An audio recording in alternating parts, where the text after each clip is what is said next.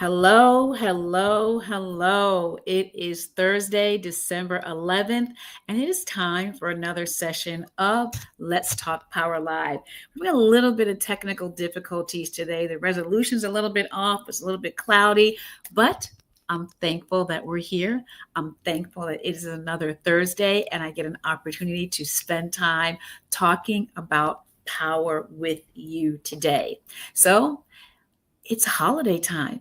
How's it going? I haven't started shopping yet. We'll see what happens. But I'm thankful again for Thursday. And as always, I want to invite you to take a moment and think about and name what you are grateful for, what you're thankful for, and what's giving you joy right now. So think about that. And if you're joining me live today, please share in the chat what you are grateful for. And if you are catching this on a replay, send me a comment and let me know what you are thankful for. And before we go any further, have you subscribed to Let's Talk Power? We all know how algorithms work. We all know the power of a like. We all know the power of a share. So I am inviting you and asking you to go ahead and subscribe to this channel and share it with somebody that you know is ready to think deeply and critically about the role of power in education. That's what I'm going to say. Well, what are we talking about today? We are talking about the cost of trust and what leaders really build when they build trust, or maybe not so much when they don't have trust.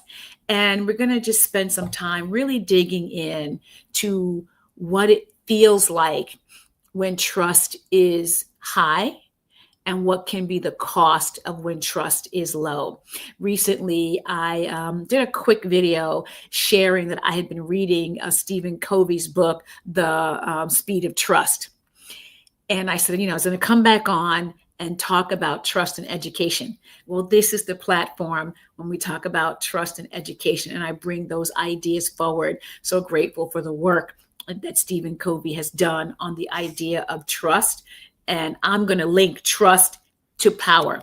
So here we go. Every week, I talk to you about what trust is, right?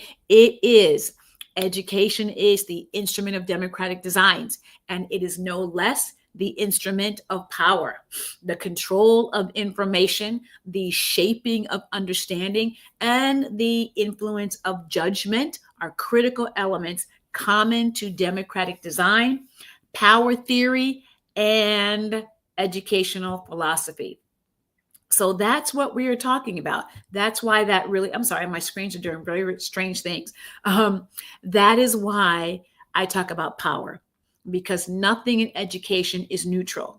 If you are a person, an adult, who touches the access that a student that is not your own has to education, you are an educator and you walk with power. And want to really be clear that power is a real force in education, and it shapes the decision making that impacts the educational access and or constraint students have to an excellent education. So what do we mean when I say instructional power? Here's what I mean. It can be understood as an educator's use of their state, district, and building ascribed job-related authority to afford or constrain a student's access to learning. What is that? That access to learning really is around how young people are given access to their actual educational materials, their content, their ability to advance in their skills. As an educator at any level, you possess and walk in the power of having those abilities to afford or constrain. And that's really important to consider. And so that's what we're talking about this week. But in case you missed it, last week, my friend Dr. Cheryl Harmon and I spent some time talking about strategy and leadership. and the portrait of a leader, really unpacking how a lot of times leaders might be leaning into their personality as opposed to leaning into intentional leadership structures that are going to create their portrait, right? Becoming an intentional leader, thinking about what does it mean when I lead beyond the personality. We have a cult of personality in our country these days. And when leaders are not clear on their strategic way that they want to help people move forward, then they lean into their personality as opposed to strategically. Next week, I am thrilled to end the year talking with a dear person. His name is James O'Neill. He will be joining me next week to talk about the power of math instruction and the power of recasting how we think about access to math and what does that look like. So you're going to want to join me next week. But this week, let's really get into this power and trust. Because if you are not designing for trust, right, you are designing for control. And you're going to lean into some forms of power that are going to be detrimental to your leadership ability. And if you're thinking through what we talked about last week on the portrait of a leader, if trust is not part of your design, then you're missing out and you're leaving opportunity on the table. So, what is this trust anyway? What is it? It's the assurance about expectations based on consistency, on consistent patterns. Now, here's the thing: you can trust that a person is going to do the quote unquote right thing, or you can trust that the person's going to do the wrong thing. It is this idea of what a person consistently shows you that gives you the assurance and the trust of what you can expect about their behavior. Most times when we say trust, we think about it positively. I trust you to affirmly do X, Y, or Z. But there really are times when you say, you know what? I trust you to do exactly what I know you're going to do because you have shown me time and time again that you're going to do that thing. So that's what trust as part of it. It impacts which dimensions of power are going to be activated. And I'm going to talk about that in a moment. Low trust correlates with protective or disenfranchising leadership. And you've heard me in prior sessions talk about protection and disenfranchising. And again, we're going to deal with both of those in a little bit. But high trust on the other side really enables that agentic, and that empowering practices that really create the kind of learning environment where adults and students thrive.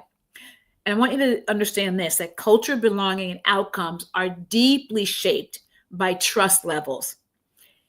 If you are a leader and you are experiencing the kinds of behaviors from your staff that feel like sabotage, that every time you try to move one step forward, somebody might be going behind your back or doing something that feels a little bit nefarious, you might have a trust issue that you haven't tapped into.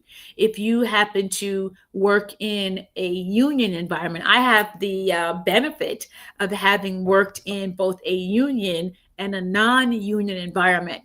They're vastly different. But here's where I come where they're both the same. In the non-union environment, they had like a teachers group, right? That was kind of legal. It wasn't a union, but it was a teachers collaboration or collaborative unit where they could pay into the system that could have protection in case things go wrong for legal aspects. But in terms of a union, it was sort of union-esque. I will say that it was union light, right? And in the union state where I did work, they were very clear on the protections in terms of legal, but protections in terms of your job. And what I have found in both areas where there was the union-esque protection environment and the full-on union environment. When educators are leaning into, well, my contract says, and they are quote unquote nickel and diming, well, my contract says I can only work until 3:05. My contract says I don't have to be at work until 7:55 or 7:58. My contract says you must give me duty-free lunch, or if you take my lunch or you take my planning, you have to give me back time. When people, educators, particularly those who are under the umbrella of a protective entity, when they're leaning very much into what their contract says and what the union allows, you have a trust issue. People don't trust that you care for them. People don't trust that you believe in them. So they have to use the protection of the governing body against you. And that's what I've seen on both sides, where there was a strong union, where there was a union-esque entity to provide legal coverage for educators. So when you're leaning and living in that kind of an environment, you're going to really see people pressing the legality of their contracts because there's a trust breakdown. So let's now talk about this idea of trust and power. Trust determines how power is perceived and experienced. Again, in high trust settings, power is shared, it is agentic, and it is empowering. In your low trust environments, it becomes protective. Again, if we go back to the example I just gave us around this idea that if I have a union, but I don't trust my principal or I don't trust my district, and I'm an educator, I'm going to lean into what my contract says, what the union allows or does not allow very, very heavily. So as a leader, we're going to talk about some power moves. I'm going to give you 3 power moves today to really consider as you think through what it means to maybe you are having some low trust. How do you move out of low trust into high trust? That's going to be part of our conversation in a little bit. But I want to go back, like trust determines how power is perceived. If you have high trust, you are going to, as Stephen Covey lays out in his book, you have a low cost. You have more latitude. You have more runway. You get more grace. People are more forgiving because they believe that your intentions are honorable, that you are not about to do them harm. But if you have low trust, as Stephen Covey lays out in his book, you have a high cost. It takes a lot to get a little bit done when you're in a low trust environment. And if you're the leader and you have low trust of your staff, it is going to create a windstorm of behaviors that are going to lean into your own professional power protection. That's going to then create a cycle of disenfranchising because you're going to lean into holding on to decisions, holding on to the people that you do trust. And you're going to have a very, very tight circle, which then is going to make other people feel like they are left out of your environment and left out of your space. So when you have low trust, the cost is very high. But if you have high trust, the cost is low. So let's keep talking about this. I want to share this matrix with you. So the cost of trust, you see the 4 boxes, and these are the 4 boxes that I lay out in my book, Understanding Your Instructional Power, Curriculum and Instruction Decisions to Support Each Student. You see this matrix here. Along the left-hand side, you see low trust. When it's disenfranchising or protective, the trust is very low. When it is empowering and agentic, you have high trust. And I have shared with you what the environments of those look like. An empowering environment, I'm going to walk through those very specifically in a moment. really give you space and latitude. When you're agentic, you're beginning to open the space and build the skills necessary for people to own aspects of their job, where they're able to collaborate with you as the leader more in an open fashion. But if you're protective, you are protecting yourself against what might be harmful or might be perceived as harmful. And as the leader, if you are engaging in power protecting behaviors, it's going to automatically disenfranchise members of your staff. And if your members of your staff are feeling disenfranchised, I promise you, they will disenfranchise your students. That's how it works. It all rolls downhill. This is particularly important in the secondary areas in middle school, where our students are undergoing a lot of psychological, social, and particularly biological change. And that environment is volatile. I will say it, it's volatile and dynamic anyway. You want that environment to be agency developing for teachers and students as much as you possibly can. And that's something to really consider when you think about how do we build trust as a leader.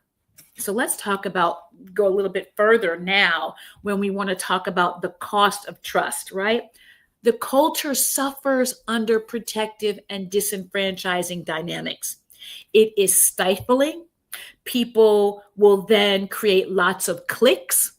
There will be factions in the building.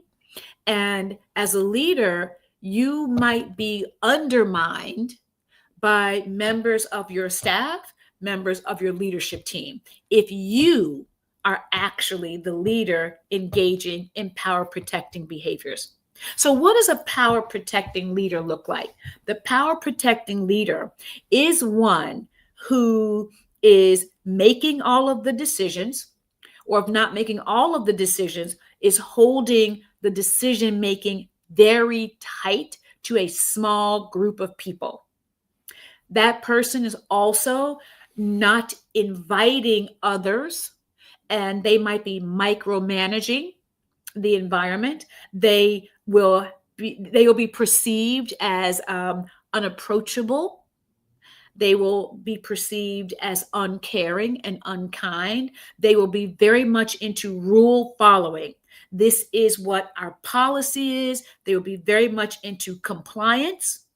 That is what a power protecting person, is a leader really, is going to do. They're going to stand in on policy, procedure, maybe even well or familiar practices. They're going to hold very tightly to them. They're going to be actively resistant to what others might be offering as opportunities to see the environment differently. That's what power protecting is all about, because to hear other ideas and suggestions feels like a personal threat to a leader's position and authority. And my segment on your brain on power, I'm going to have to probably redo that segment, shows that when a leader might be new, a leader might be a little bit insecure about themselves as a person, but also about their leadership skills, they're more likely to protect, hold tightly, keep their cards face down on the table. But a leader who is moving forward into agency development, they're going to turn their cards on the table face up. So innovation, collaboration, and growth are minimized, because if the idea isn't coming out of the mouth of the leader or the persons that the leader trusts, it feels like a threat. Students are going to perceive misalignment between leadership, words, and actions. It's going to be favoritism. Kids are going to notice that. It's really important as a leader to be thinking through how you are inviting and creating an open environment for students and teachers to be a part of the environment itself. So let's take a look, go a little bit further here, right? The dimension is disenfranchising. The trust level is low. The power use is suppressive and hierarchical. But take a look at the results. The results, they erode belonging, they promote fear, and they block initiative and innovation. On the protective side, that trust level is low too. The power use is over-directed and it is cautious. But look at the results. Creates dependence, it creates compliance, and it stifles growth. But then we move into this agentic piece where you get into higher levels of trust. It creates the power use as autonomy. It is choice driven. And the results are it builds confidence. It fosters ownership. And at the highest level, you have empowering. That trust level is going to be high. It is going to be shared and strategic. But then the results are it's going to unlock growth, collaboration, and psychological safety. So, want to take a second and pause for a moment and really, as a leader, ask, challenge, push, where are you right now? Are you somewhere protecting because you've had some bad prior experiences? Or are you leaning into the agentic and the empowering? And it's going to be really important over these next few weeks because we're going into breaks. Some schools have 8 days, some schools have 2 weeks, some schools get out next week. You're going to have some time to dig in and lean into, let me take a look at my environment. Is it protective? Am I, as the leader, being protective? Do I have high trust or do I have low trust, or is there somewhere in between? Really want to challenge you as a leader to be thinking about these structures. So let's get into some power moves. I want to give you 3 this week. Power move number 1, transparency. Show how decisions are made. Now, this is tricky. I understand that. Sometimes you can't show how all of the sausage is made, but as much as you can as a leader, be willing to show how decisions are made. Peel back the onion, peel back the layers, right? Let people in behind the curtain. You don't have to be the Wizard of Oz, making it look like things are easier and simpler than they are. Things are very complex. People know that. And when you can share how decisions are made as much as possible, the impact is it builds trust by reducing fear of hidden agendas. People protect when they believe you're hiding something from them. If there's a hidden curriculum somewhere in the back of their brain, or they think you have one, they're going to protect. And the more transparent and authentic you can be as possible. Here's the thing. When you can't show them, the transparent thing to do is to tell them why. You know what? I can give you this much information for these reasons. People respect that. So power move number 1, be transparent. Use shared data protocols in team meetings. Explain the rationale, not just results. And this example is perfect for this time of year because after the Christmas break, a lot of us in this education landscape are headed into testing. We're heading into our high stakes assessment periods. You might have multiple assessments coming up. You might have district tests coming up, preparing for state tests. You might have assessments for your multilingual learners coming up, a lot of assessments. And this is a great time to lean into rationale and results, not results without rationale. So that's your power move number 1. Power move number 2, ask for input. It's critical. That shows them how it shaped outcomes. So you ask them for their input. If you can use their input, use it. And then show them how their input shaped outcomes. Critical way of opening up the landscape, of peeling back the layers again. What's the impact? It elevates their identity and it's going to build their agency. It's going to help you build agency. Critical. And how's the example here, right? Use student or teacher feedback to redesign a routine and name it publicly. If you are in a place where you have weekly staff meetings, and maybe somebody in one of your departments had a brilliant idea and you incorporated it, name that. Let them know, here's what we were facing. Here was a problem practice. Teacher so-and-so helped us rethink how to use it. Or maybe it wasn't a teacher. Maybe it was a custodian. Maybe it was a custodian who said, you know what, try this, and you tried it and it changed an outcome. So really begin to open up your space and ask for input. Bring those problems of practice to the table and invite community, internal community, meaning inside the school, or maybe it's external community in the actual community. Either way, input, open it up as much as you can. Right? And then power move number 3, lead with psychological safety. Normalize mistakes and model your own vulnerability. What's the impact of that? It signals shared humanity and creates space for learning. And I'm going to raise my hand right now and say I can be guilty of this, because sometimes we don't want to show vulnerability. We have our own reasons for self-protection. This is probably one of the critical of all of the power moves today that I share. I'm going to share some more throughout the week. This power move of psychological safety is critical because principals, leaders are already seen at a higher level. And so we want to be able to show ourselves as human beings, and showing that vulnerability matters. Open up a meeting with a learning challenge that you had, and then share what surprised you instead of what went wrong, right? Let them know what surprised you.